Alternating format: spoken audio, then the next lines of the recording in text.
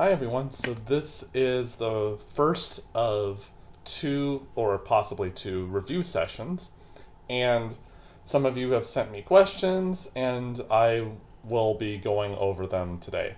So the first, actually only one person sent me questions, but it was a bunch of questions, so I'm going to do all of them. So the first question is, how can we show a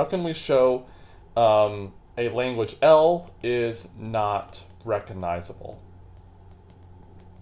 So we have a couple different ways of showing that a language is not decidable, which is mainly a reduction, not a reduction, sorry, by contradiction. So for example, we showed that ATM, if ATM is decidable,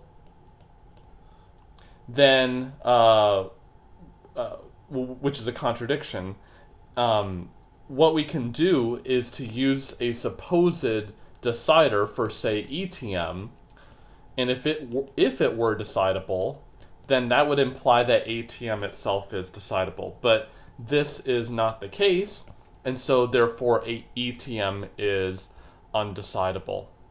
So one result that we used in multiple times is L is decidable if and only if L is recognizable and L bar is recognizable.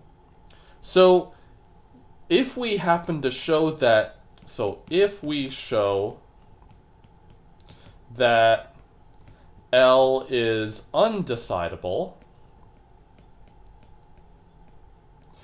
and one of two things, and let's just say that L is L is undecidable, L is recognizable, then that would imply L bar is not recognizable, because if it were, that would imply that L is decidable by the result we did before, and we know that it's not. So if it is recognizable and undecidable, then the complement is not recognizable. And similarly, if L bar is recognizable, then that would imply that L itself is not recognizable, because it's just the complement of each other. Okay, so so this is the main tool that we have used to show a language is not recognizable. So another way that we can do it is to do something similar to this part right here. So I'm not going to actually expect you to know how to do this, but it turns out that you can use a very similar idea, that if you suppose that, for example, ETM is recognizable, then, and if you can show something like this, then that would imply that ATM is not recognizable. That would imply that ATM is recognizable, sorry. So let's see. So how can we actually do this? So I'll show you one result. So we've talked about EQTM, and we've shown that it's not decidable before. And the reason was that we can use we can suppose it were decidable, then we can get a supposed decider for ETM, but we know it's undecidable. So we can use a similar technique here. So we showed that ETM is undecidable, and so that would imply that either ETM is not recognizable, or its complement is not recognizable, or both. But we showed, in one form or another, I'm not exactly sure, but I can outline it here again, that ETM bar is recognizable. And the reason for this is to test test the first I strings for I steps. And if any of them are ever accepted, then that means that that the language of the machine is not empty, so therefore we should accept here. So ETM bar is recognizable. So that would imply here that ETM itself is not recognizable. So then suppose that EQTM were recognizable. Then that would imply that using the same technique that we did before, by making a Turing machine with empty language and then running the test of whether it's equal or not, then that would give us an answer for ETM, at least for a recognizer. So that would imply that ETM is recognizable, but this is a contradiction. So that implies that EQTM is not recognizable. So the thing is to realize about how we were able to show ETM not decidable is exactly the same idea as for showing that it's not recognizable. But you have to show first that that one of them is not recognizable. So the fact that ETM bar is recognizable, that's the only way we can show that ETM itself is not recognizable directly. So there are some languages that are not recognizable and its complement is not recognizable either. So I'll let you think about how would we actually show a language is not recognizable, nor is its complement recognizable. But the main technique, based on the question, is to use something like this. So if you happen to know that a certain language is not recognizable, and then if you can show that you have some language here that you want to show not recognizable, then can use a hypothetical recognizer for it, then if that implies that the original language is recognizable, then that would be a contradiction. So then that would imply that the one you're interested in is not recognizable. So then the second question here is, so how do we show polynomial equivalence? So this has shown up in several places now. So so let's just say we have a CNF sat, actually not CNF sat, what would be a better example? A CNF sat and 3 sat. So recall that CNF sat is clauses of any length, and 3 sat is the ones of length, I don't know if I said at most 3 or exactly 3, but we might as well just assume at most 3. So these are not exactly the same problems, but they are equivalent in the sense that we had this notion of polytime reductions. So equivalence here in this setting just means that CNF sat poly reduces to 3 sat, and 3 sat poly reduces to CNF sat. So then they are equivalent in a certain sense up to a polynomial conversion between the two. So how do we actually show in this case how to do it? Well, this one we did in class, which is that idea of splitting a clause into 2 smaller clauses and then just repeating over and over. For this one right here, this says we got to transform an instance of 3 sat, so a formula with clauses of size at most 3, into a formula with clauses of any size. Well, what we can do is just provide the formula to the CNF sat one. We don't have to do anything different. So on input of formula phi, just produce phi. So in this case, this just means do nothing to the formula. Here, for the first one, we had to modify the formula, of course, to get it into the right format for 3-sat. But for C and F set, well, that just includes everything in 3-sat already, so we don't have to do anything special. So the first one we showed took polynomial time, and the second one takes no time at all, so therefore it runs in polynomial time. So that's a way to show equivalence, is, they're polynomially equivalent if we can do both directions of the reduction here. For the third question that was asked is how to create poly time verifiers and certificates. So how do we create polynomial time verifiers and certificates? So the vast majority of the time, this is really, really easy to do. And if you're spending a lot of time thinking about what the verifier is and what the certificate is, you're very likely thinking way too hard. So the way you should think about this, if you're stuck, is to say, well, what are the certificates and verifiers we've talked about so far?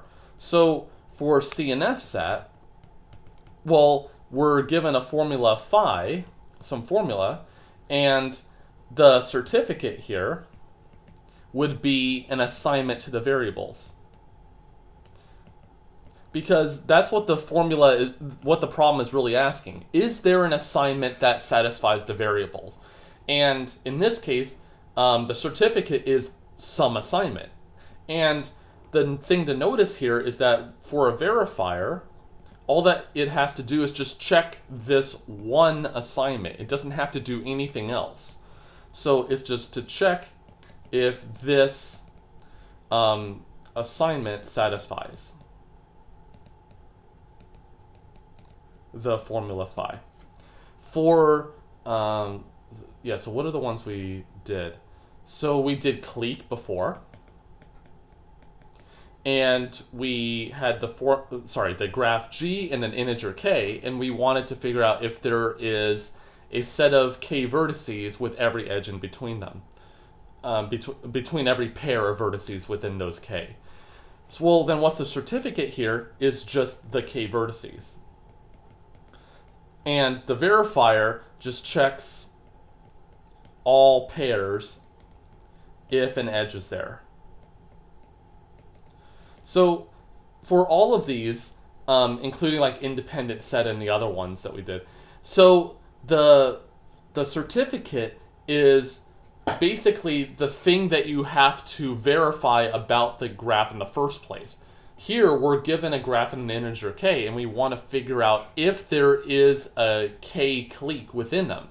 Well, the certificate would be a possible K clique, and then the verifier just checks it.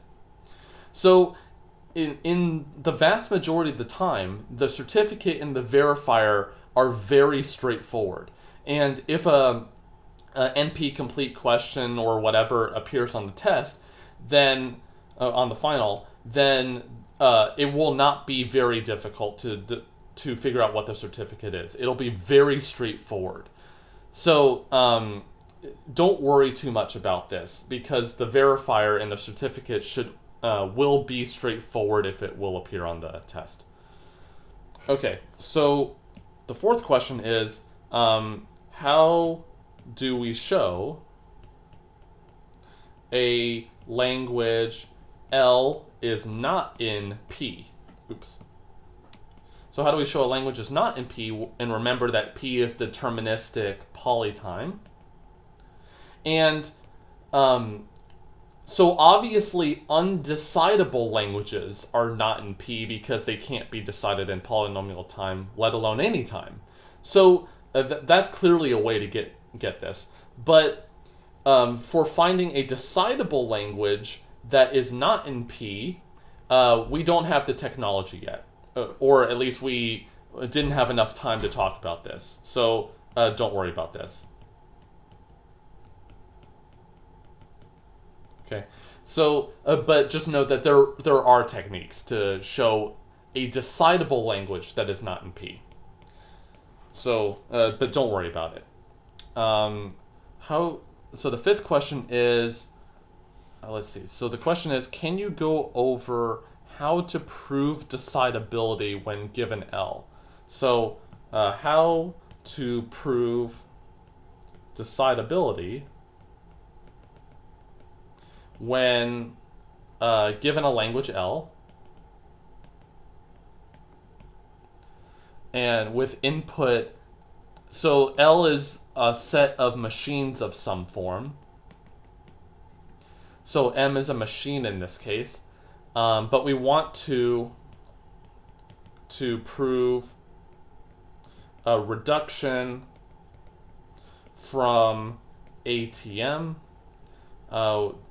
which is obviously the set of pairs MW such that M accepts W.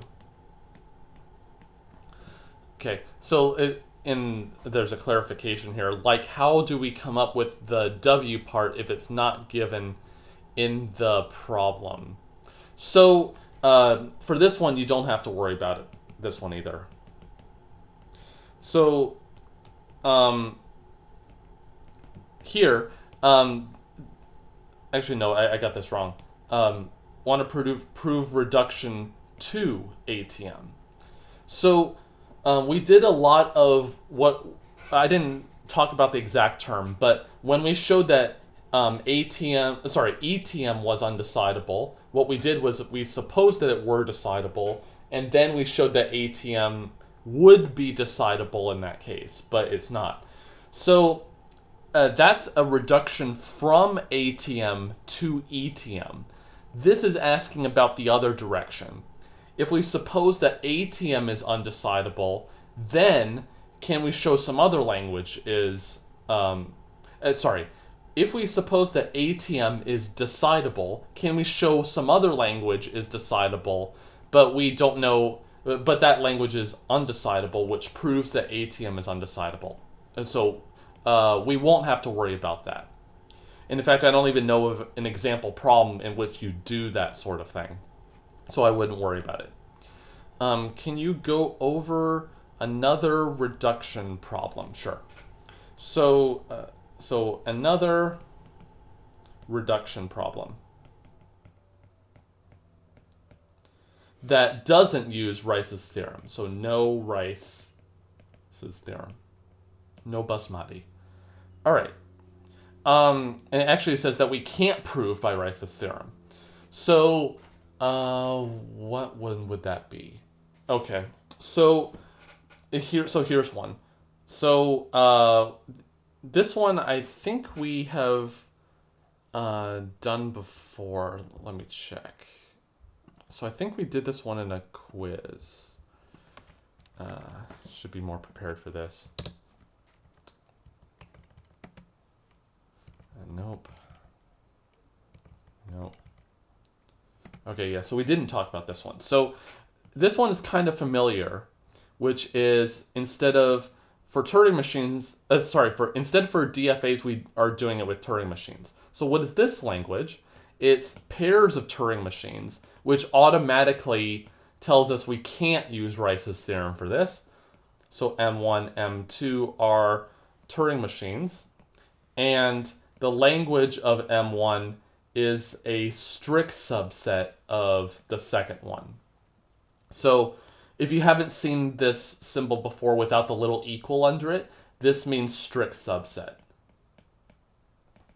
So what would you do here? Well, let's see. So what we can do is think about this. Well, what is a language that is on the extremities in terms of the language it accepts? So it could either be the empty set or sigma star. And there are multiple ways we can actually go about doing this. So we know that ETM is undecidable, so let's try to do that.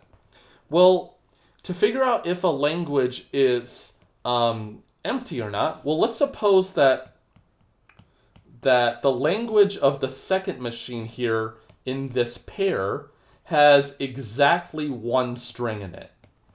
So if it has exactly one string and the language of M1 is a strict subset of this, well, since it's a strict subset, it must have smaller cardinality in terms of the language than this one does. Well, this one accepts one string, so therefore M1 accepts exactly 0 strings, which means that it's empty.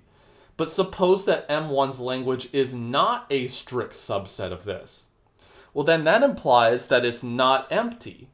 And then therefore, if we can solve this problem, we can solve ETM.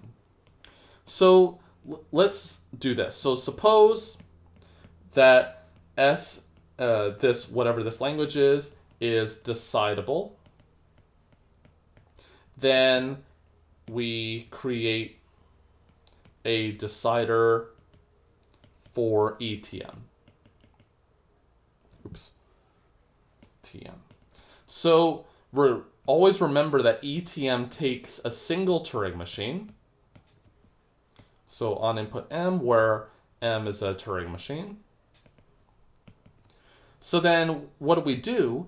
Well, let's create a Turing machine. I'm going to call it M1 because it'll only accept one string, with the language of M1 being, let's say, just the empty string.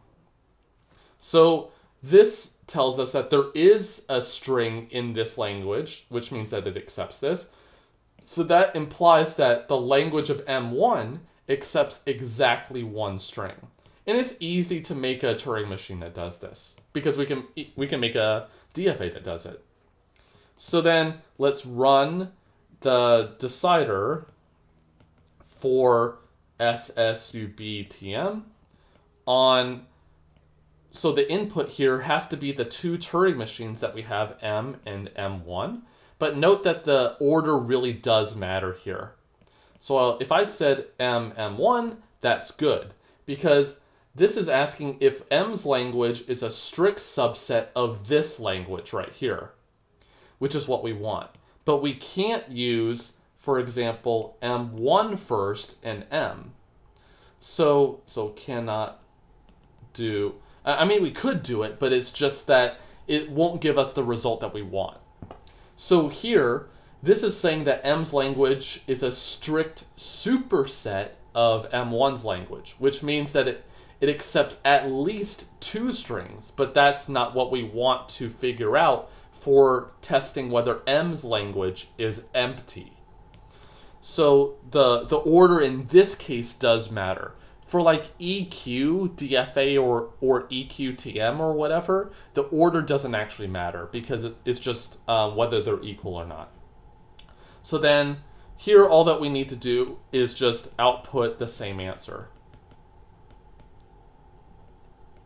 Because why do we do that? Well, suppose that the decider says, yes, this language, M's, is a strict subset of this. Well, this implies that M's language is empty, but that's the answer that we wanted anyway for the emptiness question. If it's not a strict subset, then M's language is not empty, which means we're going to output no, which is what we want in the first case.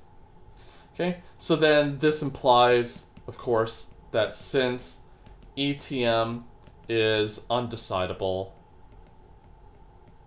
SSUBTM is undecidable too. Cool. So yeah, so that's what you would do. Try to think for, if you cannot use Rice's theorem, then you should be thinking about, well, in this case, well, is there some kind of extremity in which I could exploit some other undecidable problem? And another one you could do in this case is we could also do all TM, where the so what we can do is have we can test whether M2 accepts everything if M1 accepts everything but a single string. And then therefore if M2 is a strict superset of M1's language, then that means M2 accepts everything. And if it isn't a strict superset, then that means M2's language isn't everything. So therefore, given a decider for SSUB, we can decide all TM, but it's easy to show via Rice's theorem or whatever that this is undecidable. Okay, and then the final question is, if we have to design a Turing machine, let's see, do we draw like the homework, one time, or an algorithm?